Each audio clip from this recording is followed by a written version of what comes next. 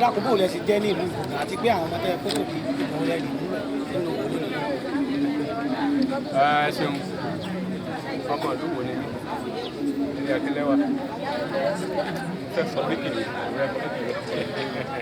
bàbá ìmọ̀ràn wo lẹ fẹ́ gba àwọn èèyàn nípa prógráàmù tí ọmọ ìyá wa gbé kalẹ̀ yìí. ìbéèrè tẹ ẹkọ bẹ̀rẹ̀ méjì dáhùn ẹni kò wọlé lókè ẹgbẹ́ ọmọ àwọn Iwo Descendant Union tá a kó jọ nílùú Ondo tá a kó jọ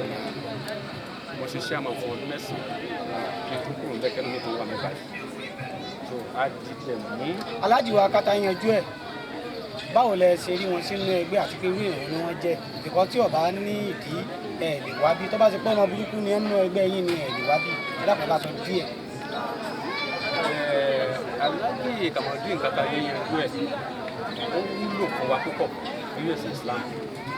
ó wúlò fún wa nílùú Ìwó so ẹ̀sìn Ramadan Islamic program tó máa ń ṣe òun jẹ́ kó ráyè gbogbo gbà wá sínú ẹgbẹ́ ọmọ àwọn. tó fi ń túmọ̀ sí gbogbo làwọn náà jẹ́ nínú Ìwó is an ambassador tó dáa tó represent ìlú Ìwó tó wà alhamdulilayi bàbá ọlọ́run ti kárí pẹ́ ọlọ́run ní pẹ̀lú mi ṣe àgbẹ̀rẹ̀ta náà mọ̀.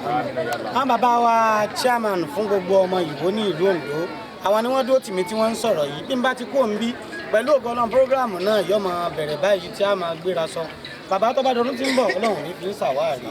àwọn yóò bá máa sọ pé ibi tó bá pè é pẹ́ ń gbó kò ní jẹ́rú tí pẹ̀lú ògo Ọlọ́run Muhammad gbogbo àwọn tí wọ́n sì wá náà Ọlọ́run dákun yóò bá ti dára fún wọn bísímìlá yìí nà àtẹ́yìn